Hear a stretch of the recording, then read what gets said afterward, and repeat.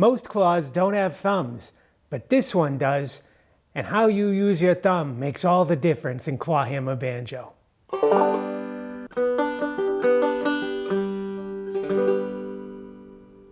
Hey you guys, this is Johnny Banjo with the Banjo-phile. Thank you for stopping by. So we've been talking about getting the clawhammer stroke. And in previous videos, we covered a lot of ground. We covered what the stroke is and why it's important. We talked a little bit about how to form your claw, how to make it and how to use it. Then we talked about the knocking motion of the wrist. So we've covered a lot of ground so far. I think you should give yourself a pat on the back. No, really, reach around and give yourself a nice pat on the back. Really, do it. Now, give yourself a pat on the head. Pat, pat, pat. Pat yourself on the head. Now go pat your dog. Well, get your dog, give him a pat on the head. Oh, who's a good boy? Give him a nice pat on the head. Now go pat your kids, give them a nice pat on the head. And what the hell? Pat your banjo while you're at it. Pat, pat, pat. Pat, pat, pat. Nice banjo, such a pretty girl. Give your banjo a pat. Pat, pat, pat. Like I'm doing. See where your hand falls? Where your hand naturally tends to fall? Your fingers are below, your fingertips are below the strings. Your thumb wants to go above the strings. Pat, pat, pat. Pat, pat, pat. Who's a good banjo? You are. Pat, pat, pat. Pat, pat, pat. I want you to get your thumb, as you pat your banjo, get your thumb to land on the head as close as you can to the 5th string. Get your thumb landing on the head as close as you can to the 5th string each time. Pat, pat, pat. Pat, pat, pat. What a pretty girl you are. Pat, pat, pat. Pat, pat, pat. Each time pat it so that the thumb is actually touching the 5th string. It's hitting the head, it's coming down onto the head, but it is, because you're patting your banjo, right? But it is touching the 5th string at the same time, touching the 5th string with the flesh of your thumb. So each time you pat, you bring your hand down onto the head and your thumb is touching that 5th string. Your thumb is looking for that 5th string. As you go in, as your hand goes into the banjo, your thumb is looking around. Where is that 5th string? I gotta rest on that 5th string. Every time I come down, I gotta find that 5th string and kind of press into it just a little bit. You don't want to sound it. You just want to engage it as you pat. Keep doing that. Keep patting the banjo. And each time your thumb comes down to the head, engage the 5th string. Bring it down as close as you can to the 5th string without hitting the 5th string, and press the flesh of your thumb into that 5th string each time. Notice I'm not sounding it. I'm just engaging it as I pat. You want to keep doing that. Do that 447 times until you can do that reliably, each time bringing your hand down onto the banjo, engaging that 5th string. Now let's get the thumb doing stuff. Finally, let's engage the thumb, get it doing stuff in our clawhammer stroke. Now, presumably you know how to pluck strings, right? Maybe you started out as a guitar player picking guitar strings, or maybe you started out as a 3-finger Scruggs style banjo player, but you probably know how to pick strings, right? With your fingers. I'm just doing a 2-finger thing right now. But you know how to use your thumb to pick a string, right? Use your thumb to pick that 5th string. Just rest your hand, do pat the banjo, rest your hand on the banjo head, and you move your thumb to just pluck that 5th string. Pluck the 5th string. Notice I'm keeping my thumb parallel to the strings, and so it's kind of getting plucked a little bit with the side of the thumb, or this edge of the thumb. Pluck, pluck, pluck. Now as you're doing that, I want you to lift your thumb. Lift it up each time. Lift it up, out, away from the banjo. Not up this way. Up this way. Away from the banjo.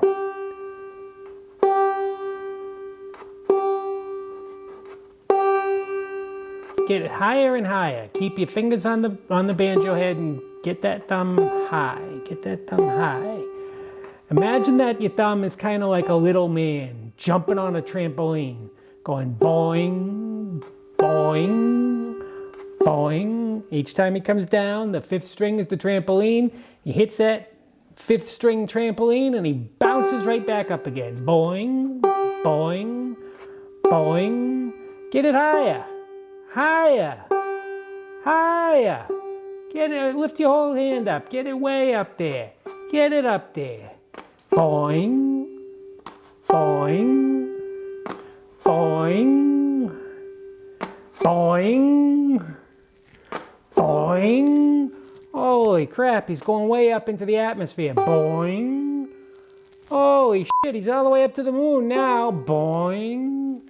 Oh, he's up to Jupiter. Boing. All right, let's bring him back down to Earth. Boing. Boing. Boing. Boing. Boing. Now notice what I'm doing. I'm doing Pat the Banjo, right? But each time I'm sounding the string. I'm bringing my hand down, engaging the string, and now I'm sounding it when I lift my hand up. Patting the banjo, sounding the 5th string each time.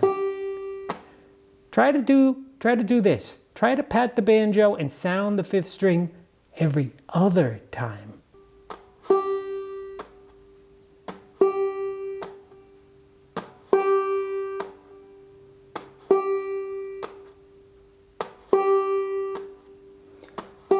So that you're engaging the string each time, but only sounding it when you want to.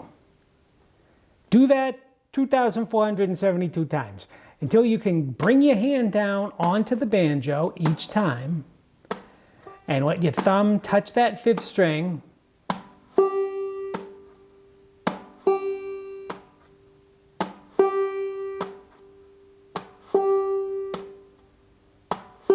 And only sound it when you want to sound it. All right, now you're doing Pat the Banjo with your thumb engaging that 5th string each time. Maybe you're sounding it, maybe you're not. Right now it doesn't matter. But while you're doing that, I want you to slowly start curling up your fingertips. Your fingertips have been landing on the banjo head below the strings each time. Now I want you to curl your fingers up so that now your fingertips are landing on the banjo head each time you do that. So now you're tapping on the banjo. Now curl those fingers a little more so that your fingernails are definitely tapping on that banjo head each time you bring your thumb down.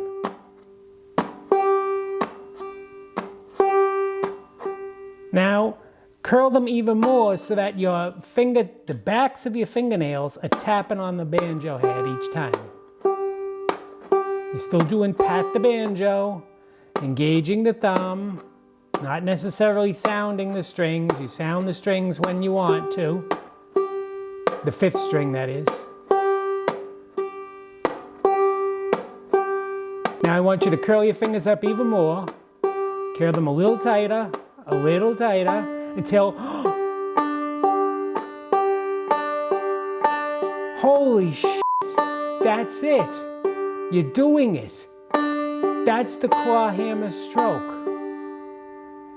As you got your index finger closer and closer to the strings as you curled up your fingers, eventually your index fingernail strikes the 1st string. When you're doing Pat the Banjo, when you come down to engage your 5th string, your thumb with the 5th string, the index fingernail hits the 1st string.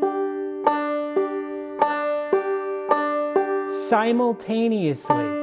Or if you're sticking out, because you like to use your middle finger, you're sticking out your middle finger instead of your index finger, then maybe your middle finger is the one that's striking the 1st string. Doesn't matter. Whichever one your striking finger is hitting the 1st string. Each time you come down to do Pat the Banjo, each time you come down with your thumb and engaging your thumb on the 5th string, your striking finger is hitting that first string as well.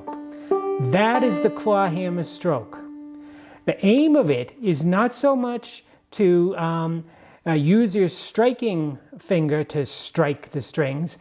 The aim is to bring the thumb down and engage with the fifth string each time. And your striking finger happens to hit one of the long strings on the way down.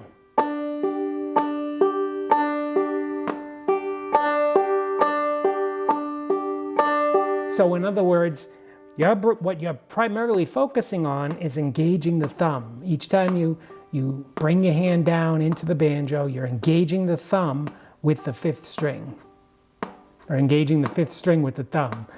And your striking finger can be used to strike one of the long strings in that same motion.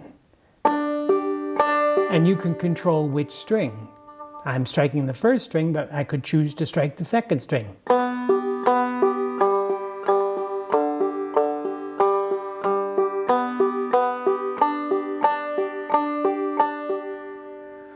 Each time, what I'm doing is bringing my hand into the banjo and engaging the fifth string with my thumb. And my striking finger is simultaneously hitting one of the long strings and sounding that string as well. Then when I come up on the upbeat, I can choose whether to sound that fifth string by plucking it or not sound it by just lifting off of it. So I could choose to sound it or not sound it.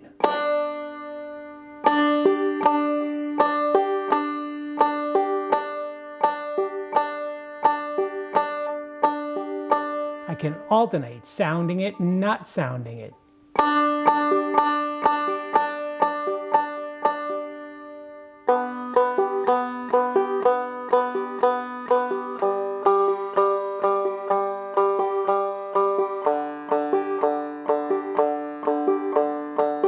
Remember that you're moving the wrist in a knocking motion, right?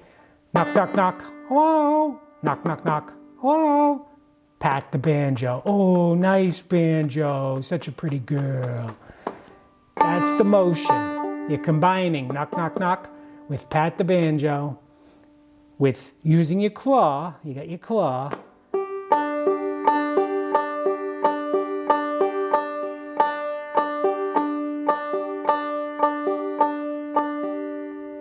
Now what I want you to do is strike the first string and then alternate doing that with a brush stroke. Try to do a brush stroke and engage the fifth string. You could pull off after that brush stroke. So try hit the first string and simultaneously you're engaging the fifth string with the thumb, and then come up again and then do a brush stroke. And again, you're engaging that fifth string with your thumb, but this time sound the fifth string. So you're doing this.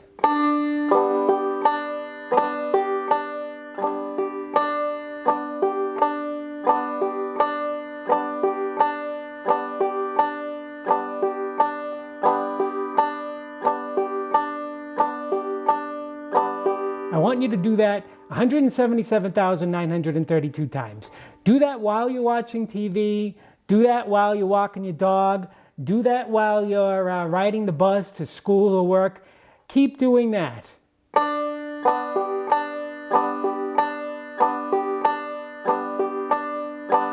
Do that until it's smooth and fluid, until it's just one motion. Keep doing that over and over again.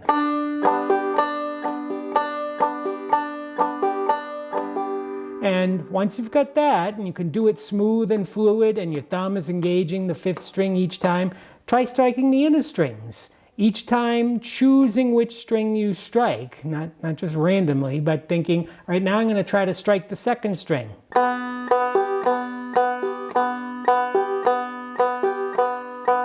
Each time, always engaging the fifth string with the thumb every time you come down.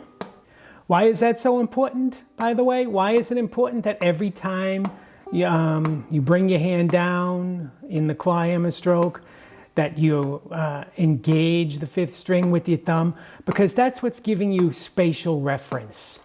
That fifth string, that's your anchoring point. It's your home base. It's how you always know where your hand is in three-dimensional space in relation to the strings. Your thumb, every time you come down, your thumb is looking for that fifth string. It's finding the fifth string. That's where its home base is. And it's always prepared to sound that fifth string, because the fifth string is the drone string, right? That's the drone note that rings out a lot throughout banjo music. So it gets played a lot. So your thumb is, every time on every stroke, your thumb is right there ready to sound that fifth string if you so desire.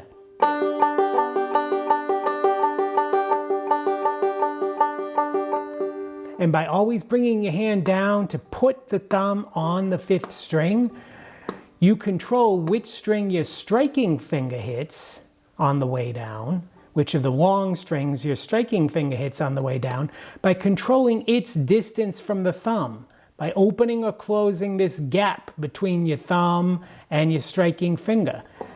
So if I don't want to strike any string at all, I have a wide gap. I've opened that wide up. And so my fingers, my curled up fingers, are landing well below the long strings. And I'm not hitting any string. But if I want to actually hit the first string, I close that gap up a little more until my striking finger is now poised to hit the first string. If I want the second string, I close it a little more until my striking finger is poised above the second string.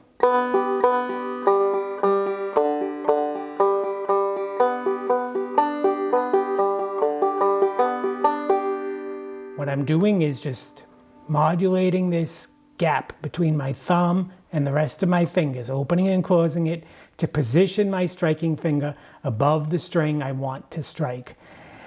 And each time my thumb is engaging with the fifth string. So my thumb's always coming back to this home position, and my striking finger is hitting whichever long string I have positioned it over. If after all of this, you're still having trouble getting it, you still can't quite make sense of the clawhammer stroke, or you just can't make it happen, what I suggest you do is get a lesson. Get a lesson with a banjo teacher. Really, that's the best way to get it. That's how I learned it.